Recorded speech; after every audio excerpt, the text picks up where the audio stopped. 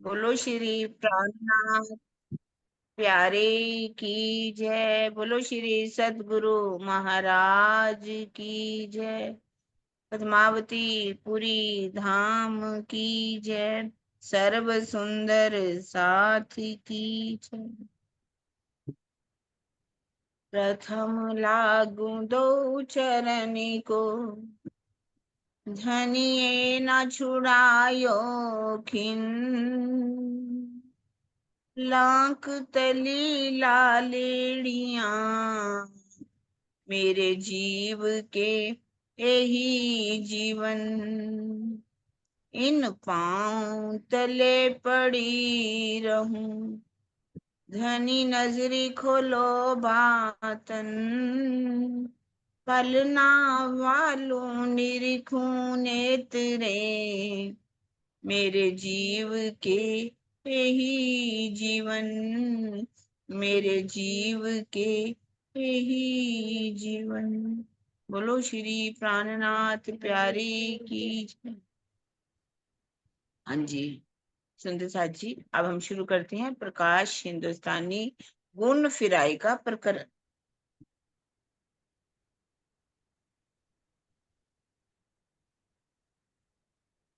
हाँ जी सरोज दीदी प्रणाम जी। हाँ जी प्रकरण 20।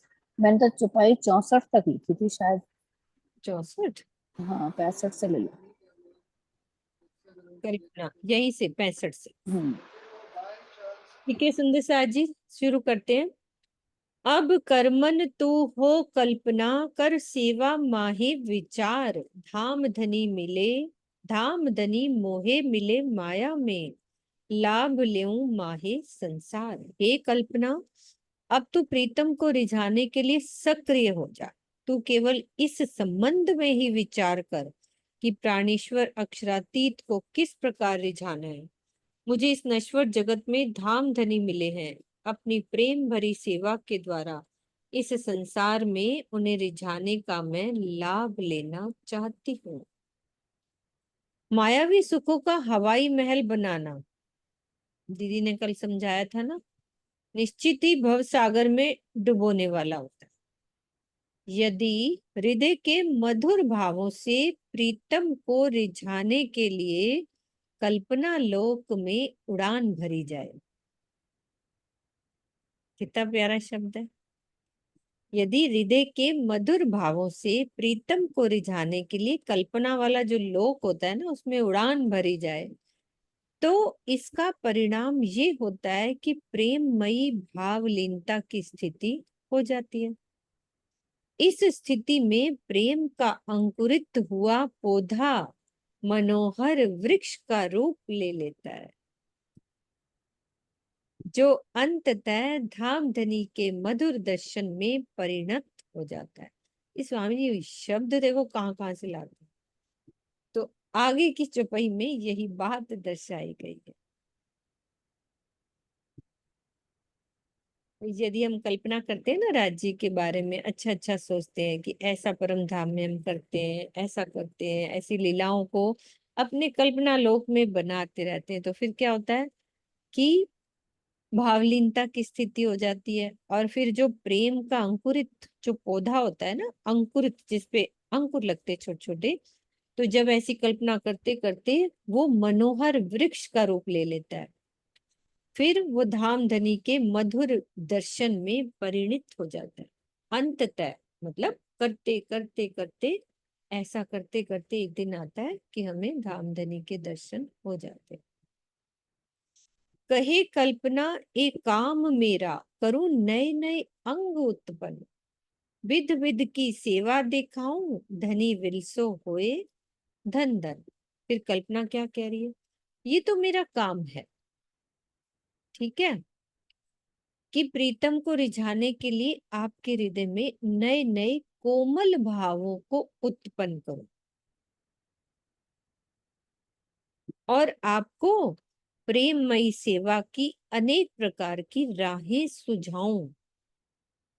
आप अपने प्राण प्रीतम के साथ आनंद में मग्न रहिए और स्वयं को धन्य धन्य करिए।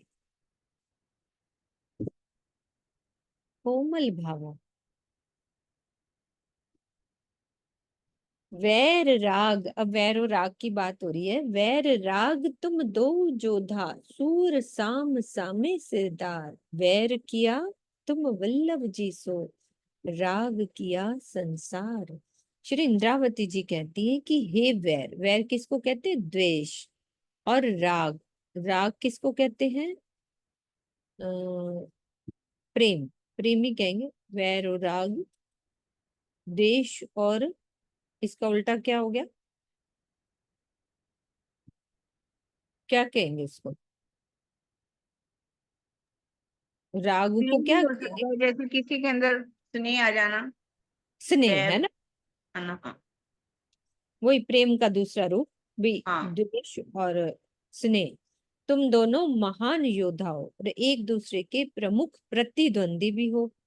तुमने प्रीतम से तो विरोध किया और संसार से आसक्ति बंधन बांधा। बुरी करी तुम अति मोसो, अब मारूं जमधर घाव। अब अवसर फिर आयो मेरे, जो भुलाए दियो तुम दाव। तुमने मेरे साथ बहुत बुरा व्यवहार किया है, अब मैं तुम्हें यमराज के दंड की चोट की तरह सजा दूं। कि पहले तन के समय में होने वाली लीला में तो तुमने अवसर खो दिया था, किंतु अब ये स्वर्णिम अवसर मुझे पुनः प्राप्त हो गया है कि मैं अपने प्रीतम से प्रेम कर सकूं।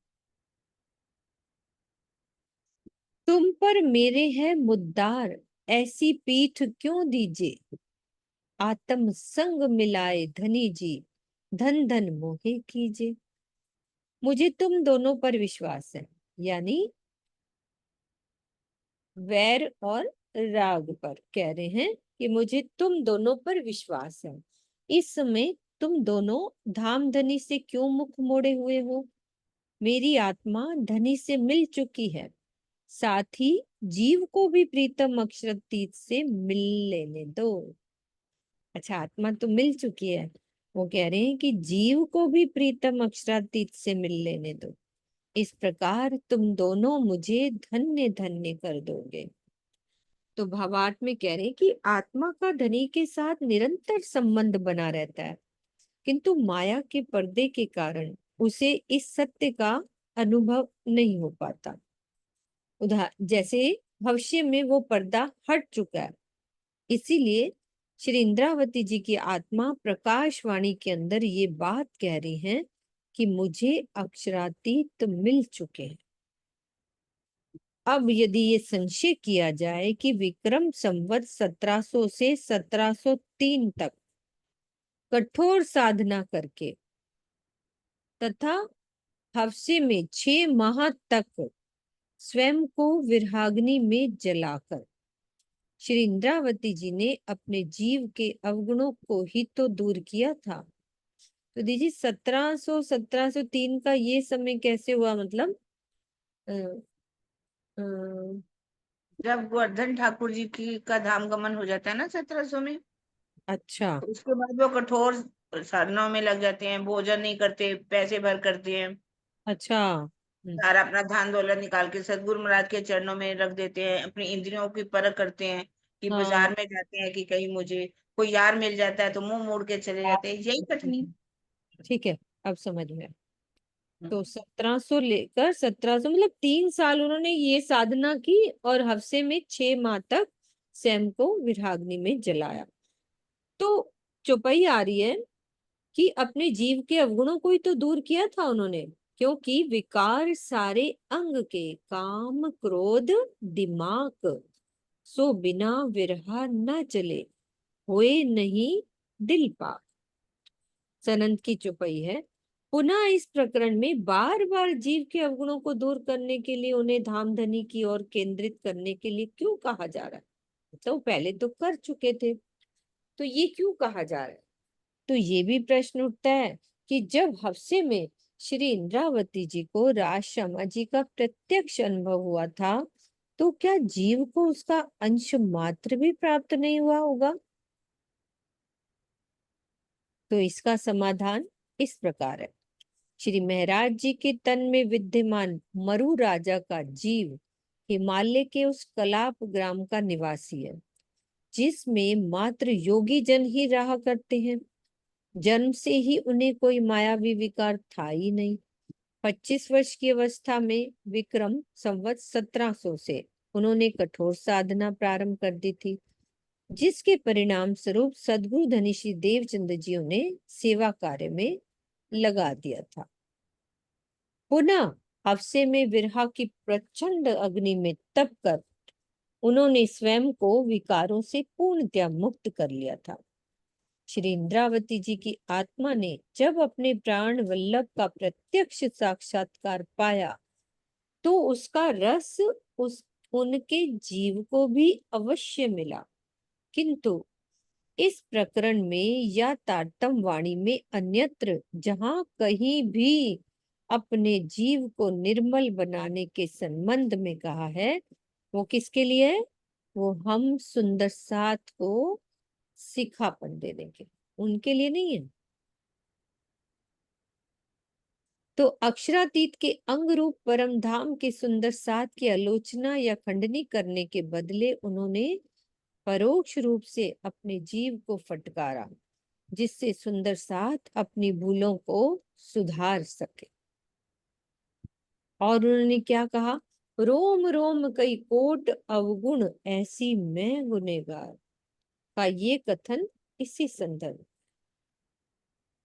ठीक है, क्लियर हो गई? युद्ध करो तुम दो जोधा, राग आओ धनी धाम पाया, विध विध वैर कर कठिनाई, जाए बैठो माहे माया।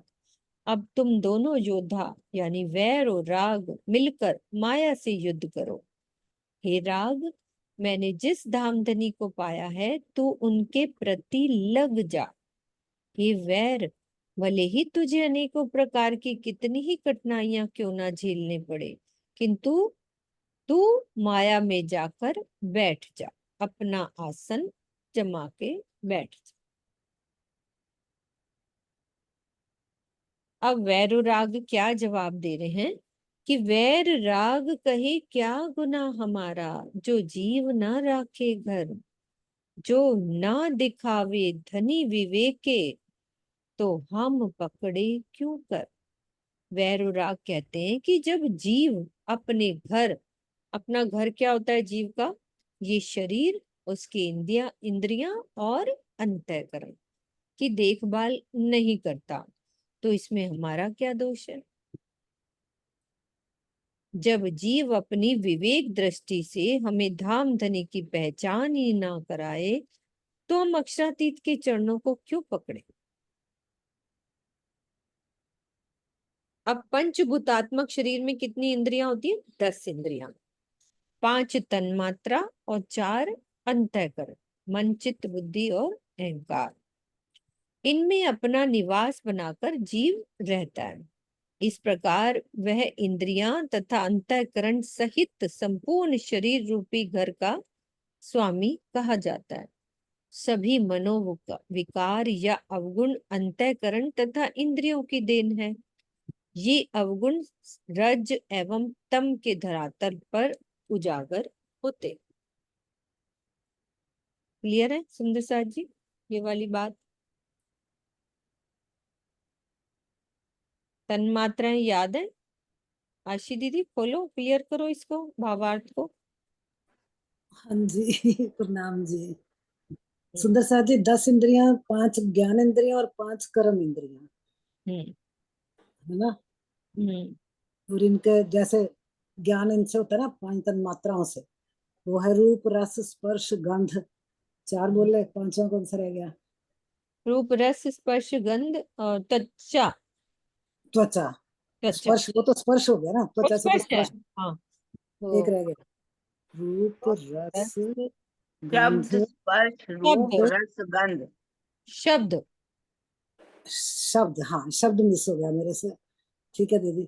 तो इन 5 तन मात्राओं का ही हमारी इंद्रियों से संबंध है ना सीधा। 5 ज्ञान इंद्रियां, 5 कर्म इंद्रियां, कर्म इंद्रिय। और इसके अलावा 4 अंतःकरण, वो हमें पता है जो जीव के हृदय के अंतःकरण, मानचित बुद्ध अहंकार, है ना, हम्म तो इनमें अपना निवास बनाकर जीव रहता है, क्योंकि जीव इन सब चेतन है ना, जीव चेतन शक्ति है।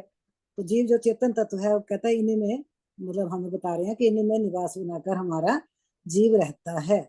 इस प्रकार वह इंद्रियां तथा अंतःकरण सहित पूरे शरीर का स्वामी कहा जाता है, क्योंकि जो भी काम करना है इन्हीं द्वारा करना ना, जो भी बताए पंचभूतात्मक शरीर में। तो इसलिए जीव क्या है, इन सब का स्वामी है। तो इसलिए सभी मनोविकार जो अवगुण अंतःकरण तथा इंद्रियों की देना, क्योंकि जीव तो स्वामी है ना, काम तो इन्हीं से करना है ना, इंद्रियों से। तो इसलिए अंतःकरण इंद्रियों की देनी है, जितने भी अवगुण हमारे अंदर आते हैं। इंद्रियां कहती हैं गलत काम में लगाती हैं, बे टीवी देख, वाणी नहीं, वाणी की बात नहीं सुन, टीवी की बात सुन। हाँ टीवी तो ये देखो। इस तरह से, मतलब इंद्रियां ही है ना भाई, इधर राज्य की सेवा करने की बजाय चलो घर से बाहर जाएं, शॉपिंग ही कराएं और कुछ नहीं। तो उदाहरण के लिए जिसकी जरूरत नहीं, मान लो नहीं जरूरत, तब भी इंद्रियां जिधर जिधर में स्वाद स्वाद खाते हैं, भूख लग भी नहीं हुई, पेट भर भी चुका है, फिर भी लगता है ये चीज स्वाद है, थोड़ी सी और खा लो। तो ये है, सभी अवगुण और मनोविकार इंद्रियों की देन है। तो इसलिए कहते हैं ये हमारे ऊपर आते का, लिखते का है हमारे इन तीन गुणों के आधार पे। क्रियाशील कैसे होते हैं, इन तीन गुणों के आधार पे। अगर सत्वगुण ज्यादा है तो सत्वगुण ही बनेंगे, रजगुण ज्यादा है तो रजोगुण ही बनेंगे, कम है तो अवगुण बन जाएंगे। जितना मुझे समझ आया, बाकी की दीदी नहीं एक्सप्लेन कर बिल्कुल दो। ठीक है, अच्छे से हो गया एकदम। प्रणाम जी, प्रणाम। राग कही मैं भली भांते, पीयूं सो करो रस रीत, जीव धनी बीच अंतर टालूं, गुण देऊं सारे जीत। अब राग क्या कह रहा है कि अब मैं प्रीतम अक्षरातीत के बहुत अच्छी तरह से प्रेममयी व्यवहार करूंगी। प्रीतम अक्षरातीत से बहुत अच्छी तरह से प्रेममयी व्यवहार करूंगी। मैं माया के सारे गुणों अर्थात अंतःकरण के अवगुणों को जीत कर धाम धनी और जीव के बीच में आए हुए माया के पर्दे को हटा दूंगा। वैर कहे देखियो विद मेरी, संग ना आवे संसार, कोई गुण जीव सो करे लड़ाई, तो मोको दीजो धिक्कार। अब वैर क्या कहता है कि अब आप मेरी कुशलता देखिए, मतलब अब तैयार हो गया, आपके साथ अब संसार नहीं रहेगा। माया का कोई भी गुण यदि अब जीव से युद्ध करता है, अर्थात उसे अपने माया जाल में फंसाने का प्रयास करता है, तो आप मुझे कठोर शब्दों में धिक्कारिएगा। तो ज्ञान दृष्टि से जब इस प्रपंचमयी संसार से वैर हो जाता है, तो माया का कोई भी विकार जीव को पीड़ित नहीं कर सकता, ये लाइन बहुत अच्छी है, है ना। इसमें सारी छपाई कवर होगी। हाँ जब संसार से ही वैर हो जाएगा, लगेगा अरे ये तो सारा मेरा टाइम वेस्ट करते हैं, इनमें क्या, हाँ ये सब नश्वर है ना, इनके सुखों में क्या लगना। जब ये बात आ जाएगी अंदर ज्ञान दृष्टि से, मतलब वैर हो गया, अच्छा ही नहीं लगता, जहर समान सही लगता। में। तो कहते हैं माया का कोई भी विकार जीव को फिर कोई भी नहीं आएगा, है ना। फिर वो पता है, पीड़ित नहीं, पूरा हमें ही पीड़ा कवर हो गया ना, होएगी नहीं। पूरा ही कवर हो गया ना, पूरे संसार हाँ से ही वैर हो गया, तो कोई भी विकार जीव को आएगा ही नहीं। हम्म। बहुत अच्छा। दिक दिक स्वाद कहूं मैं तो को, मोहे मिल्या था मीठा जीवन, सो ए स्वाद छोड़ा अभागी, जाए पड़या संसार विघन। धिक्कार है स्वाद, तुम्हें मुझे माधुर्यता के सागर, स्वाद धिक्कार है तुम्हें, मुझे माधुर्यता के सागर अक्षरातीत श्री राज्य मिले थे, किंतु यह तुम्हारा कितना बड़ा दुर्भाग्य है कि तुम उनके हृदय की अमृत धारा का रस ना ले सके और आपत्तियों से भरे संसार में चले गए। अब तू स्वाद हो सुहागी, ले धनी की मिठास, इन रंग रस आयो जब स्वाद, तब जहर होसी सब नास। हे स्वाद, अब तू सुहागिन बन जा और मेरे प्रीतम के हृदय से प्रवाहित होने वाली मधुर अमृत धारा का रसपान कर। प्रीतम के प्रेम और आनंद रस की अनुभूति जब तुझे हो जाएगी, तो माया का संपूर्ण विष नष्ट हो जाएगा। तो उपरोक्त चौपाइयों में स्वाद का तात्पर्य जिह्वा से लिए जाने वाले रस का स्वाद नहीं है,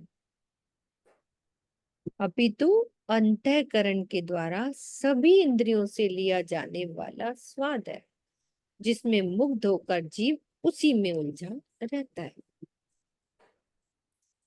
स्वाद कहे जब ए सुख आया, तब अभक हुआ मुख जल, झूठा रंग सब उड़ गया, रस रंग भया नेचल। अब स्वाद क्या कह रहा है कि जब मुझे प्रीतम की माधुर्यता का सुख प्राप्त हो गया, अब उसको वो स्वाद लग गया ना राज्य का, तो इस प्रपंचमयी जगत की ओर देखना भी मेरे लिए संभव नहीं है। अब मेरे अंदर संसार के मिथ्या आनंद के प्रति जरा सी भी आसक्ति नहीं बची। मैं तो अब मात्र अखंड धाम की आनंदमयी रसधारा का ही इच्छुक एवं भोक्ता हूँ। फिट फिट भूंडे तुष्ट अभागी, मोहे करायो धनी सो ब्रोध। मैं जानिया था सखा मेरा, पर तैं कमल फिराया क्रोध। श्री इंद्रावती जी कहती हैं, रे पापी दुष्ट भाग्यहीन क्रोध, तूने तो धाम धनी से मेरा विरोध ही करा दिया। मैंने तुम्हें अपना मित्र समझा था, किंतु तुमने परब्रह्म से अपनी दृष्टि फेर ली, अर्थात विरोध का मार्ग अपनाया।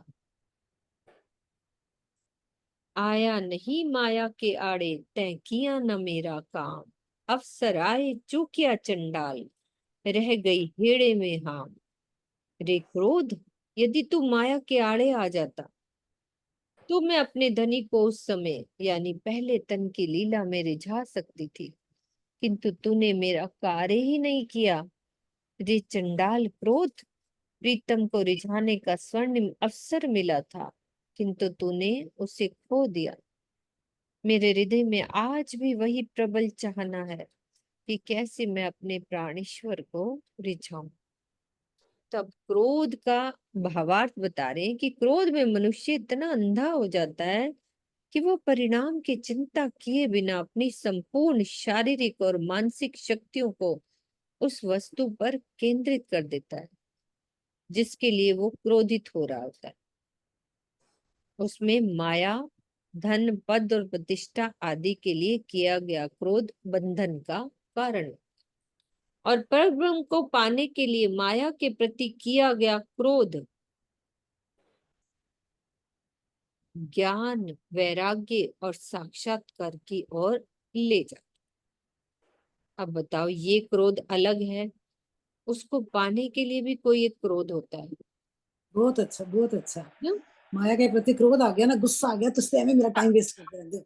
मैं तो हाँ हमें बुलाना ही नहीं, बुलाना हाँ, ही नहीं। इतना गुस्सा आया कि सबको छोड़ देना है। ना तेरे से बात करूंगी, ना तेरे से, रिश्तेदारों से, हाँ, मतलब ऐसे एग्जाम्पल से। सही है, सही है। तो फिर आज क्या करेंगे, फिर बस ये लग होता है जाएंगे बचपन आज हो दीदी, हमारे साथ अभी अभी हुआ है, थोड़ी देर पहले ही ये मेरे साथ हुआ कि जाके टाइम ही वेस्ट हुआ। क्या राज्य की कोई बात नहीं, बेकार की राज्य की उल्टी बातें सुनने को मिल गई। हाँ। क्रोध आया मुझे इतना कि हे धनी, ये कैसा है, क्या टाइम में वेस्ट हो, मतलब हाँ ये तो फिर होता यही है। लगा ना, भी आके बैठ जाओ, राज्य के पास ही बैठो बस। हाँ। छोड़ो, विराग आ गया ना, विराग हम्म, आ गया, अभी ये तो ऐसी बातें करेंगे, इनके पास बैठना ही नहीं आज के सही बाद। बात।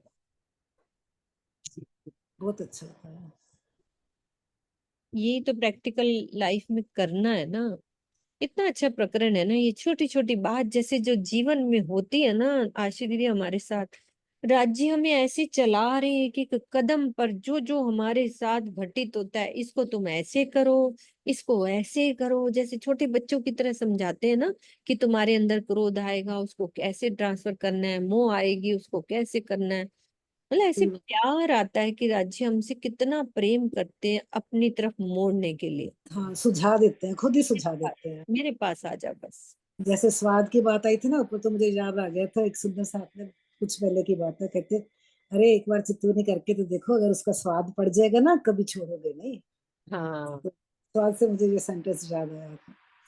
इसी तरह गुस्से से ये याद आ गया, सही बात है। बहुत अच्छा बताया, ये राज्य प्रकरण ही बहुत प्यारा है। मैं तो पढ़ती हूँ तो मैं कहती राज्य कुमार लोग कैसे निक्की निक्की बात समझा रहे हो हमें। हाँ, बहुत ही अच्छा प्रकरण है, बहुत तो हमें सहज स्वाभाविकता ये सब पता ही नहीं कि हमारे अंदर होती है हाँ ना। हाँ, तो मैंने ये भी अभी भी पढ़ा है ना, हाँ इसलिए मुझे अच्छा लगा। हाँ अभी पढ़ा, सहजता स्वभावता लिखा था, जीव का गुण है हाँ आनंद में रहना, प्रेम हाँ में रहना। हाँ, तो वो वो अपने स्वभाव स्वाभाविक को है। हमेशा सब परख ले, तो उसको हम्म क्या दिक्कत है, कुछ भी नहीं। हमारा तो स्वभाव ही है। फिर जब आत्म परतन की पहचान होगी, फिर तो पक्का ही पता लग गया कि आनंद में रहना चाहता है, हमारा स्वभाव ही आनंद में रहना है ना। ये चीजें बड़ी अच्छी समझाई है। हाँ जी। तो श्री इंद्रावती जी क्रोध को इसीलिए फटकार रही हैं कि यदि उसने अपनी सारी शक्तियां श्री देवचंद्र जी के धाम हृदय में विराजमान प्रीतम को रिझाने के लिए केंद्रित की होती तो संभवतः वो धन्य धन्य हो जाती और आज उन्हें प्रायश्चित के आंसू नहीं बहाने पड़ते। अब क्रोध तू कमल फिराओ उल्टाए दे संसार, जोधा जोरावर अब क्या देखे कर दे जय जयकार। हे क्रोध, अब तू हृदय को संसार से उल्टी दिशा में घुमा दे, अर्थात संसार के लिए क्रोध करना छोड़कर पर ब्रह्म को पाने के लिए क्रोध करो कि मुझे अब तक दर्शन क्यों नहीं हुआ।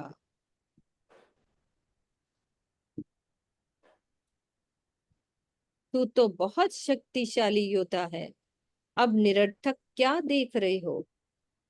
मेरे जीव को प्रीतम से मिला दो जिससे चारों ओर मेरी जय जयकार हो जाए।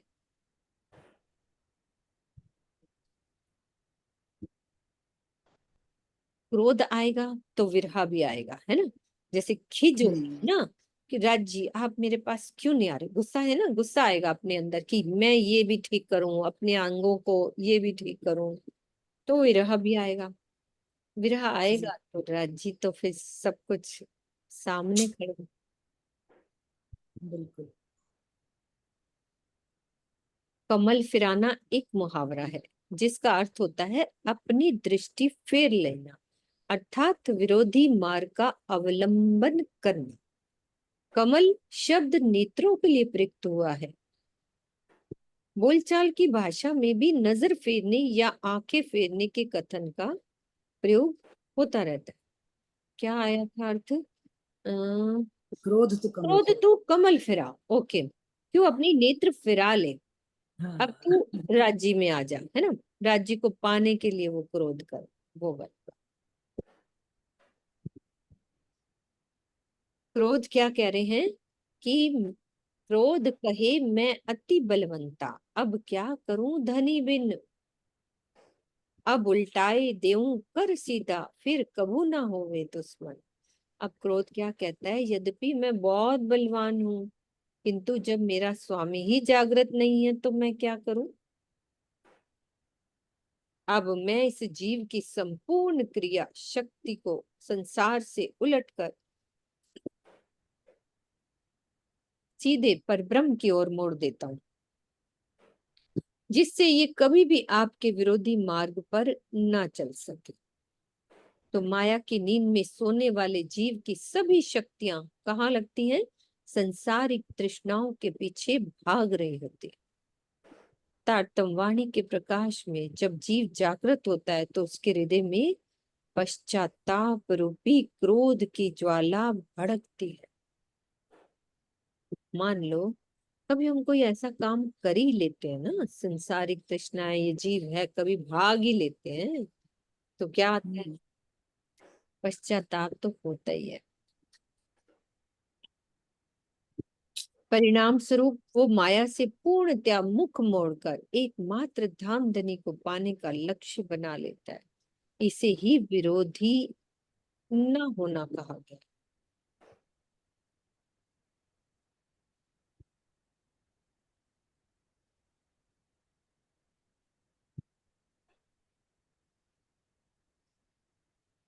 अब तो को कहूं चाक चरड़ा, ये भी होता है हमारे अंदर, चाक चकरड़ा, तू चढ़ बैठा जीव के सिर, तै खाली ऐसा फिराया रहे न सके क्यों ए थिर।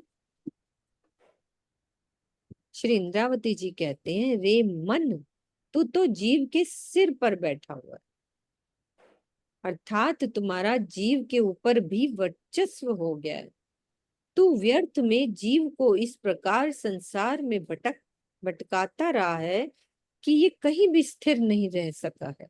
मन की बात हो रही है। चाक चरड़ा, तू चढ़ बैठा जीव के सिर, तो मन की बात हो रही है ना, जीव के ऊपर चढ़ के बैठ गया। चाक चरड़ा जीव के लिए कहा गया है, यही समझ में आ रहा है। मन के लिए, सॉरी, मन को ही मन कहा। के लिए कह रहे हैं कि तू जीव के सिर पर होकर चढ़ के बैठ गया मन।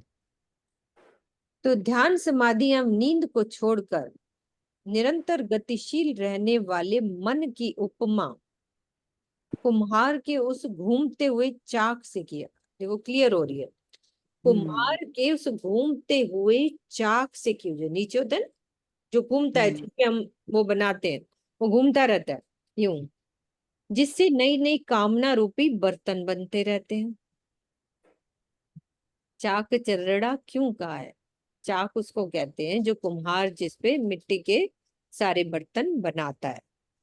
तो मन की उपमा कुम्हार के उस घूमते हुए चाक से की गई है, और उसपे क्या होता है, हमारी नई नई कामनाएं रूपी बर्तन बनते रहते हैं।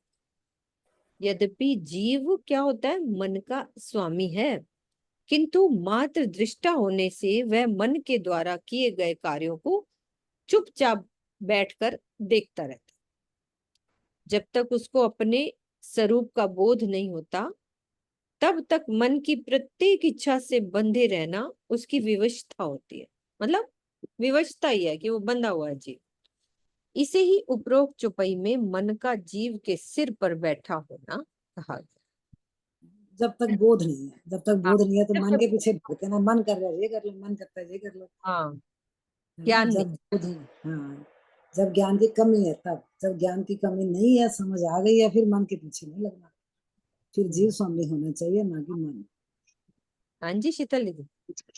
मुझे इसमें एक बात अच्छी लग रही है कि जैसे बताया गया कि आत्मा दृष्टा बनकर बैठी है, जीव को देख रही है, अब जीव भी दृष्टा बन के मन के अकॉर्डिंग चल रहा है। हाँ ये सही बात बात। बड़ी लगी। तो ये जैसे ना कि आत्मा दृष्टा है, तो जैसे जैसे जीव कार्य करता है तो आत्मा उसको देखती है, और जब आत्मा जागृत हो, आत्मा तो जागृत है ही, जब जीव जागृत हो जाता है तो आत्मा उसमें लग जाती है, आत्मा की तरफ लग। अब यहाँ पर जीव को बताया गया कि जीव दृष्टा है, दृष्टा बन के बैठ गया, मन के अकॉर्डिंग काम कर रहा है।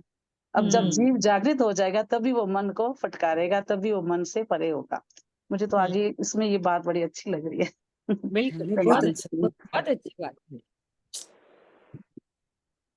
अंध अभागी क्यों हुआ ऐसा, तै क्या सुने ना धनी के वचन। धनी मिले तू थिर ना हुआ, फिट फिट बूंदे मन। रे अंधे भाग्यहीन मन, तू ऐसा क्यों हो गया है। क्या तूने धाम धनी के अमृतमयी वचनों, यानी तूने धाम धनी के परम धाम के ज्ञान को नहीं सुना। रे पापी मन, तुझे बार बार धिक्कार है कि तुझे धाम धनी मिले ज्ञान दृष्टि से, फिर भी तू कहीं स्थिर नहीं हुआ। ये तो हम अपने ऊपर धिक्कार ना, हमें राज्य मिले, परम धाम की बातें भी सुनने को मिल रहे हैं, फिर भी हमारा मन स्थिर नहीं होता है ना। जब ना स्थिर हो तो याद कर ले इस चौपाई को, और मन हम्म। को बोल ले भाई तुझे तो ज्ञान मिल हाँ, चुका है, फिर तो ऐसा हाँ। क्यों। हम्म, समर्थ मन तू बड़ा जोरावर, क्या कहूँ तेरो विस्तार। तुझ में फैल विद विद के अलेखे अपार। रे मन, तू बहुत अधिक सामर्थ्यवान और शक्तिशाली है। हमारी शक्ति के विस्तार का मैं कहाँ तक वर्णन करूं। तुम्हारे अंदर तरह तरह के कार्यों को करने की अपार शक्ति है, जिसका वर्णन नहीं किया जा सकता। ये हमारा शरीर थकता है, यदि जब मन थकता है तभी शरीर थकता है, नहीं तो मन बहुत कार्य कर सकता है। यदि मन में इच्छा हो ना, तो शरीर भी नहीं थकता। ये तो हमने देखा ही होगा अपने साथ। तो बहुत शक्तिशाली होता है, सामर्थ्यवान होता है ये मन, इतना कभी नहीं थकता शरीर। बहुत सी उदाहरणें आती हैं मन हाँ, की इच्छा शक्ति। इच्छा शक्ति। ये उसके गुण बताए जा रहे हैं मन के, कि मन कितना जी। पावरफुल है। फिर कह रहे तो जरा काम बड़ा है मेरा, मद मस्त में वार। फिर तू पख 25 माहे, बलवंता बेसुमार। मायावी सुखों में डूबे रहने वाले मन, तुमसे मेरा एक बहुत बड़ा काम होना है। तू गति की दृष्टि से अनंत शक्ति वाला है। गति की दृष्टि से यानी जो भागने वाली जो दृष्टि होती है ना, उससे तेरी शक्ति बहुत ज्यादा है, इसलिए तू जैसे मन 1 सेकंड में यहाँ है और भागता है। एक अगले पल चाहे कहाँ मर्जी पहुंचा दो, अमेरिका पहुंच जाओ, लंदन पहुंच जाओ। हाँ, कहीं तो भी ये पहुंच। है मन की गति तेज सब। इसीलिए क्या कह रहे हैं कि तू परम धाम के 25 पक्षों में ज्ञान दृष्टि से घूमता रहे, घूमता रहे, इसकी गति का फायदा उठाए। गति का फायदा उठा। मतलब उसका यूज करें, मिस यूज ना करें, जो उसकी पावर है उसको यूज करें। इतनी सारी पावर राज्य ने हमें दी है। सही है। जब धर्म ग्रंथों तैत्रीय उपनिषद में अप्राप्य मनसा स अर्थात अक्षर ब्रह्म को मन से प्राप्त न होने वाला कहा गया है, तो ये कैसे संभव है कि वही मन अक्षर से भी परे अक्षरातीत के 25 पक्षों में भ्रमण कर सकेगा? अब स्वामी जी इसका वो ढूंढ रहे हैं, एक चौपाई है वो कैसे होगा। तो इसके उत्तर में यही कहा जा सकता है कि उपरोक्त चौपाई में मन की मनन प्रक्रिया द्वारा 25 पक्षों में घूमने का प्रसंग है, मात्र ज्ञान दृष्टि से संभव। मनन प्रक्रिया ये ज्ञान दृष्टि से, क्योंकि मन मह तत्व से उत्पन्न हुआ है, एक प्राकृतिक द्रव्य है जिसका निराकार से पार होकर बेहद और परम धाम में पहुंचना संभव वैसे नहीं है, लेकिन ये एक मनन की प्रक्रिया होती है। ज्ञान दृष्टि से तो हम घूम ही सकते हैं ना, कि मैं ऐसे जा रही हूँ, ऐसे कर रही हूँ, क्योंकि हमें ज्ञान मिल गया तो हमारा मन वही घूमेगा उस तरह से।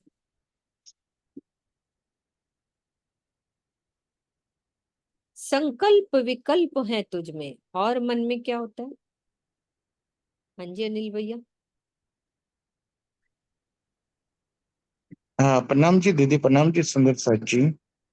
जो अभी बात चली रही है अपने मन की, तो उनकी गति के बारे में सरकार स्वामी जी ने परसों ही उत्तर दिया था, जो हमने सुबह बात हुई थी कि ये काल माया का ब्रह्मांड कैसे पार, 1 सेकंड में काल माया का ब्रह्मांड पार कर दिया, योग माया का ब्रह्मांड पार कर दिया, परम धाम के अंदर हम पहुंच गए। फिर बाद में वहां 25 पक्ष में घूमने हो या जैसे ही परम धाम में प्रवेश किया तो मूल मिलावे में ही हमें पहुंचना हो तो भी कोई बात नहीं, क्योंकि मन तो वहीं पहुंच गया, ज्ञान ज्ञान मिल गया है अब तो वो तो मन तो मानो यहाँ बैठे बैठे ही ये मूल मिलावे में ही पहुंच गए। हम्म तो यही बात मुझे याद आ गई कि मन पल में कहाँ से कहाँ, तो हाँ वो जी ही मन हमारा चलना चाहिए। 25 पक्ष या रंग महल का भी जो भी हमें चर्चनी द्वारा जो भी ज्ञान मिला है। बिल्कुल। स्वामी जी की चर्चा में ये भी बताया गया था कि मन पहुंचता है ज्ञान दृष्टि से, लेकिन जो हमारी आत्मा है, रूह है, वासना है, वो जब पर आत्म का श्रृंगार करेगी तभी राज्य का दीदार करेगी।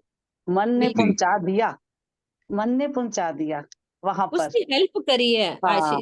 शीतल दीदी, हाँ कि जी। हमारी हेल्प करी है हमारे को कंट्रोल करने की, एक जगह टिक जा, बैठ ठीक जा। है। उसने थोड़ी हमारी सहायता करी, आत्मा की सहायता कर दी। हाँ, जब ये सब होएगा धीरे धीरे फिर आत्मा आगे चल के जाएगी। आत्म पर आत्म का आगे श्रृंगार फिर सच प्रेम, कर ही धन का प्रेम दीदार लगेगा। करेगी। हाँ, परतम का श्रृंगार वही है, प्रेम इश्क है ना, फिर प्रेम। प्रेम इश्क में डूबेगी। हम्म, बिल्कुल। ठीक है सुंदर सा जी, आगे चलते हैं। संकल्प विकल्प है तुझ में, सेवा कर धनी धाम, उमंग अंग आन निस्वासर, कर पूरन मन काम। अब मन के अंदर और क्या क्या होता है? विशेष गुण, संकल्प और विकल्प के विशेष गुण होते हैं। इसीलिए तू धाम धनी की सेवा कर, तू जीव के हृदय में प्रीतम से मिलने की दिन रात उमंग भरता रहे। तू जीव के हृदय में प्रीतम से मिलने की दिन रात उमंग भरता रहे और उसकी इस पिया मिलन की चाहत को पूर्ण कर। आप क्या कह रहे हैं?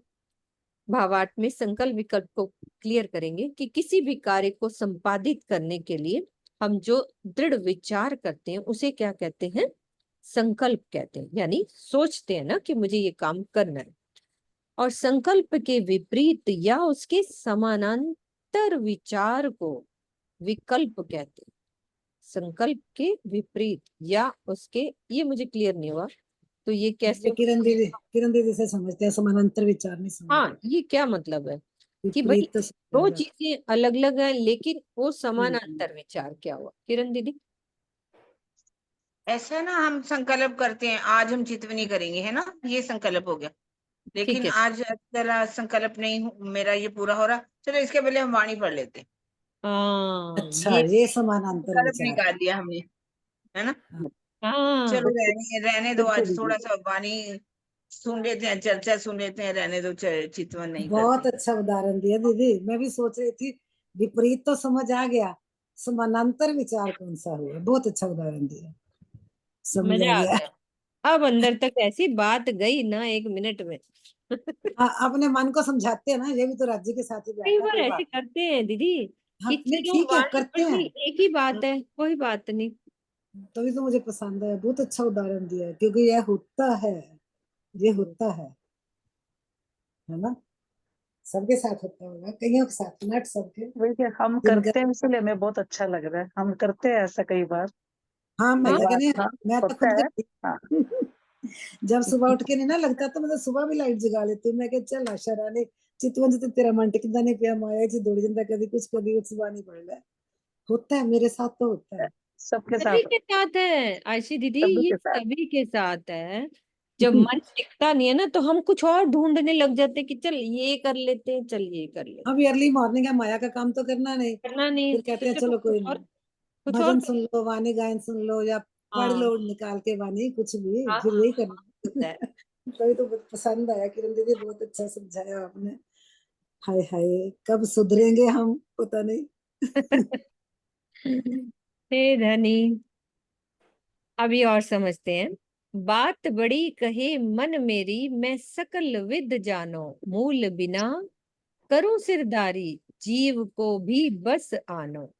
अब मन क्या कहता है कि मैं ये सारी बातें जानता हूँ, मेरी सबसे बड़ी बात ये है कि भले ही मेरा मूल नहीं है, फिर भी मैं सभी इंद्रियों का स्वामित्व करता हूँ, यहाँ तक इतना कि जीव को भी अपने वश में किए रहता हूँ।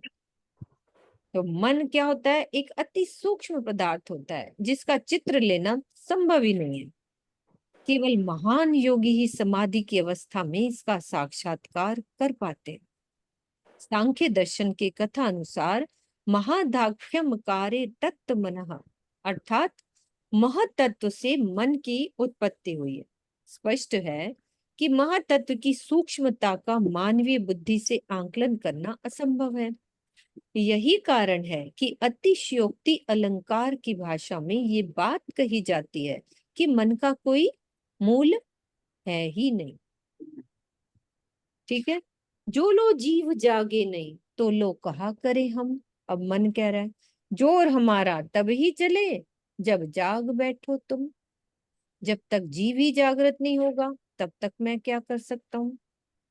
परमधाम की ओर मेरी शक्ति तो तभी कार्य कर सकती है जब आप स्वयं जागृत हों और जीव को भी जागृत करें।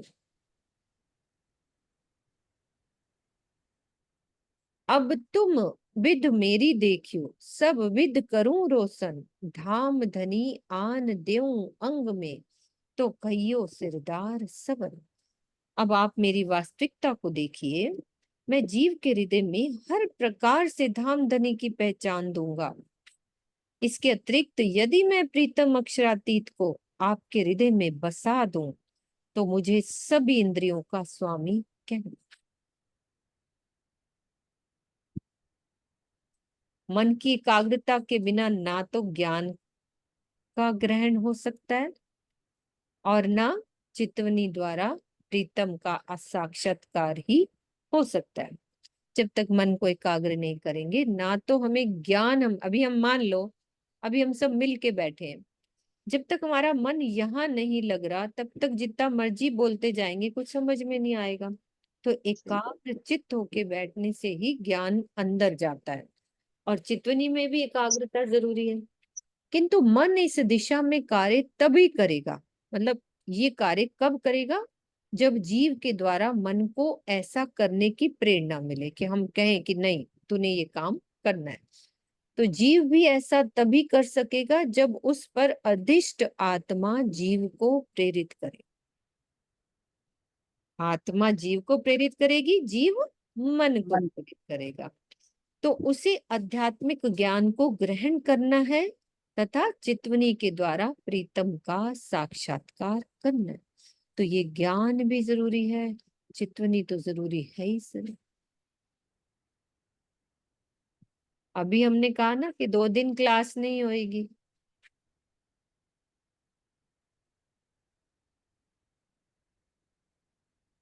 मन कहाँ चला गया? हमारे रिश्तेदार आएंगे, हमारा ये रीजन होएगा, मन तो फटाफट भाग गया। लेकिन आत्मा सबकी कह रही होगी नहीं यार हमारा वो टाइम थोड़ा सा तो हम अंदर, चाहे हम अकेले बैठ के पढ़ेंगे कुछ है, वो जो आत्मा है ना अंदर वो टिकने नहीं देगी।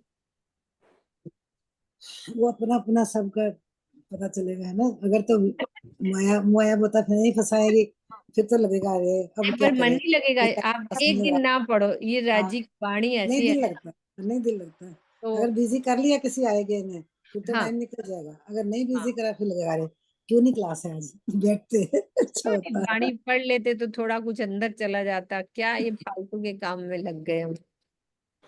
कल क्लास नहीं है क्या?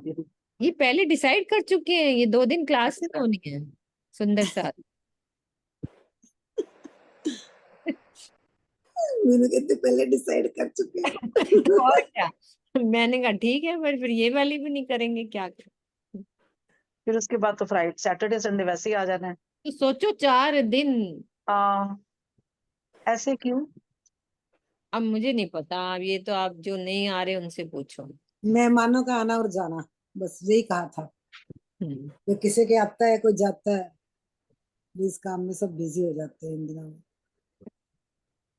तो आप बताओ मेराज ठाकुर जी क्या करते थे? अभी बात हुई कसने की, वो क्या करते थे? नहीं अब हमारी जूम क्लासेस कसने वाली नहीं है ना, सीधी सीधी है। ठीक है, मुझे कोई दिक्कत नहीं है, चलते हैं आगे।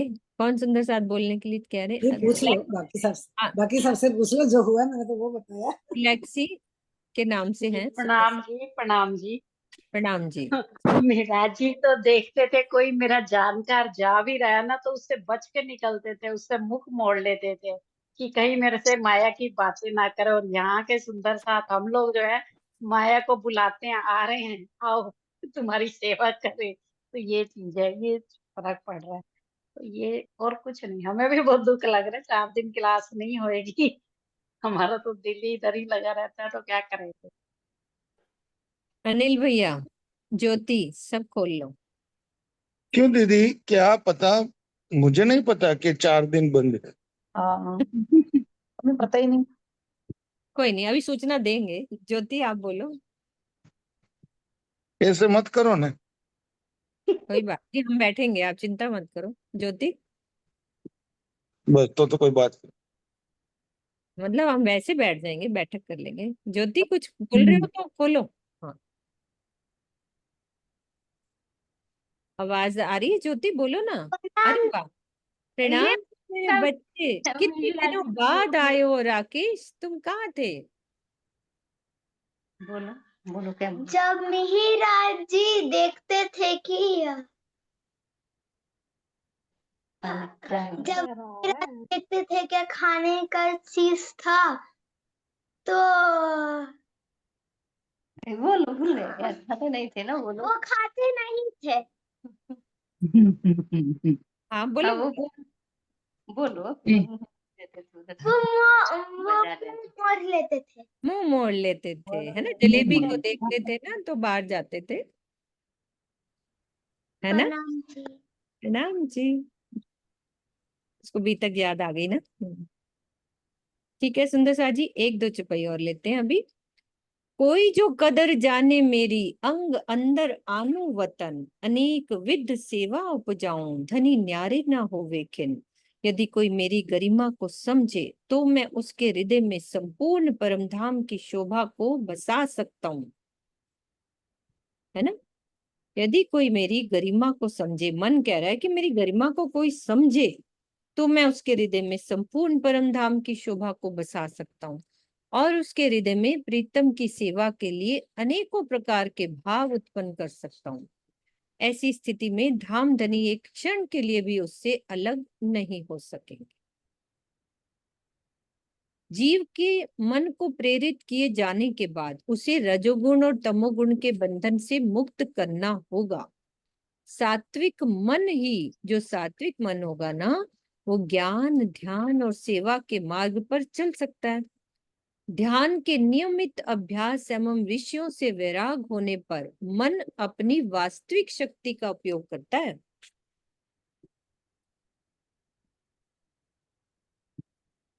मन को सात्विकता के मार्ग पर ले चलने के लिए क्या करना है? सात्विक आहार का होना अनिवार्य है, क्योंकि आहार की शुद्धता से ही बुद्धि की शुद्धता होती है, और बुद्धि की शुद्धता से ही चित्त के शुद्ध एवं सात्विक संस्कार प्रकट होते हैं, जिनके अनुसार मन कार्य करता है।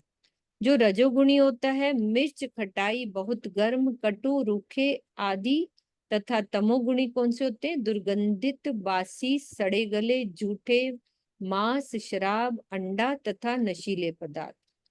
आहार करके यदि कोई ज्ञान तथा ध्यान समाधि के शिखर पर पहुंचना चाहे तो यह दिव्य स्वप्न के समान असंभव है। ठीक है, क्लियर है ना। बुरी करी तुम भरम भ्रांतड़ी, यो ना करे दूजा कोई, तारतम जोत द्योत के आगे संशय कबू ना होए। श्री इंद्रावती जी कहते हैं कि हे भ्रम और भ्रांति, आप दोनों ने मेरा जितना बुरा किया है उतना अन्य कोई भी नहीं कर सकता। यद्यपि तारतम ज्ञान का उजाला होने के पश्चात किसी के भी मन में संशय नहीं रह सकता, किंतु आप दोनों के कारण श्री देवचंद्र जी के मुखार बिंद से चर्चा सुनकर भी मेरा जीव आंशिक रूप से इसका शिकार बन गया। जिस प्रकार अहंकार के बीज में अस्मिता तथा प्रकाश के बीज में ज्योति होती है, उसी प्रकार भ्रम के बीज में भ्रांति कार्य करती है। श्री महाराज जी ने कठोर साधना का मार्ग इसीलिए अपनाया था कि यदि मेरे अंदर परमधाम की आत्मा है तो मैं उसे देख क्यों नहीं सकता तथा उसका वर्णन क्यों नहीं कर सकता। संभवतः मेरे अंदर अवगुण है, तभी मुझे साक्षात्कार नहीं हो रहा। तो उपरोक्त कथन में यदि और संभवतः शब्द का प्रयोग यही दर्शा रहा है कि आंशिक रूप से श्री महाराज जी के जीव को भ्रम और भ्रांति ने ग्रस लिया था। छठे दिन की लीला में तो सुंदर साथ संपूर्ण वाणी के अवतरण के पश्चात भी भ्रम और भ्रांति के महासागर में डूबे रहते हैं। उन्हें ना तो अक्षरातीत के प्रेम पर विश्वास है और ना श्री प्राणनाथ जी के स्वरूप पर। हक नजीक सहरक से आड़ो पट न द्वार, पर पूर्ण विश्वास करने वाले तो संभवतः लाखों में एक दो ही होंगे। मतलब उनके उधर तो फिर भी कह सकते हैं कि जो वाणी नहीं थी, हमारे पास तो संपूर्ण वाणी है।